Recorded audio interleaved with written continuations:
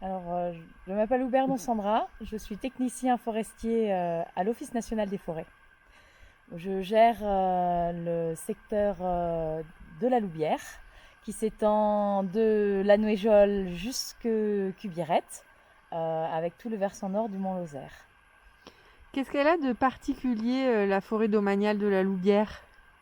C'est une forêt domaniale avec des sapins qui sont assez exceptionnels, tant en hauteur que en aspect et en qualité. Est-ce que vous pouvez nous parler de votre métier? Qu'est-ce que vous faites, la première chose que vous faites le matin? La première chose que je fais le matin, je sais déjà en général ce que je vais faire le matin en me levant. Bon, déjà en général, on consulte nos mails pour savoir si on a loupé quelque chose. Mais après, on chausse nos chaussures et on va en forêt. Alors quel est votre rôle, dans cette forêt? Alors, le cœur de métier, enfin, on existe pour que la forêt existe toujours.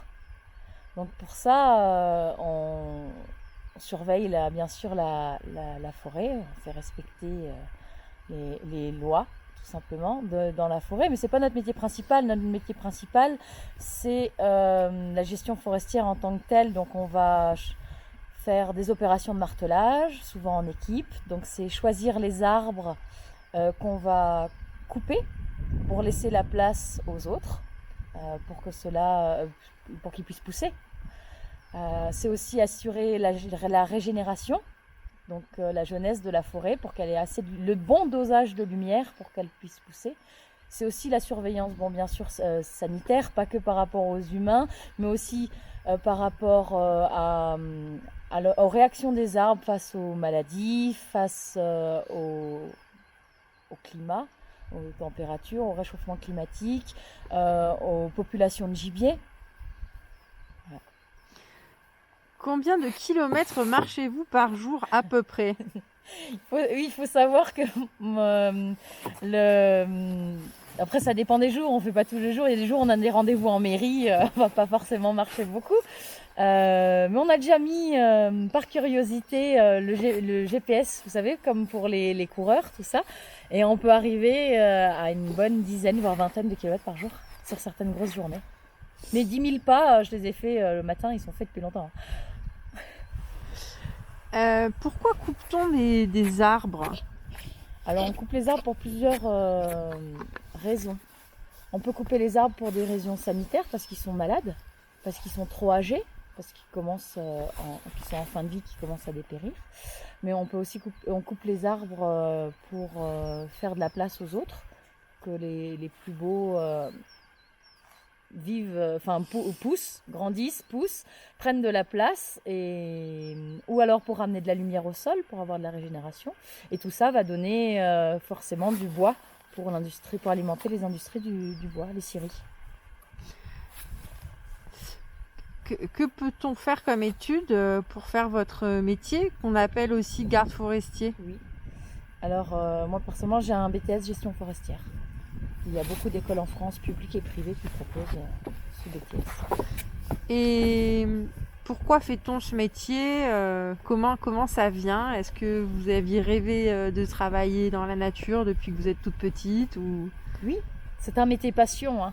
On rentre pas, je pense pas qu'on rentre garde forestier comme ça. C'est un métier passion. Moi j'ai toujours voulu le faire. Et j'ai orienté mes études et mes choix depuis le collège. J'ai orienté mes études dans ce sens-là. Est-ce que vous avez croisé la bête du Gévaudan dans la forêt de la Louvière? Non, pas de bête du Gévaudan. Un peu de cerf, un peu de chevreuil, un peu de renard, du lapin, mais pas de bête du Gévaudan. Vous êtes arrivé en Lozère en août 2020. Qu'est-ce qui vous plaît ici dans ce département? Tout. Pour moi, la Lozère, c'est le plus beau département de France. Et je ne suis pas lozérienne. C'est sauvage, c'est très varié. C'est tellement varié la Lozère, entre les Cévennes, la Margeride et les autres différentes sous-régions de la Lozère. C'est tellement beau, c'est tellement sauvage. Je crois que vous avez deux passions, la forêt et les chevaux. C'est tout à fait ça. Je suis cavalière depuis plus de 20 ans, cavalière d'endurance à haut niveau. Et comme ça, je peux allier toutes mes passions de la nature. Je pose ta question. Comment ils poussent les arbres? Alors les arbres, ils poussent grâce... ils ont à manger, à boire. Comme nous, comme toi. Ils puisent les minéraux dont ils ont besoin dans le sol.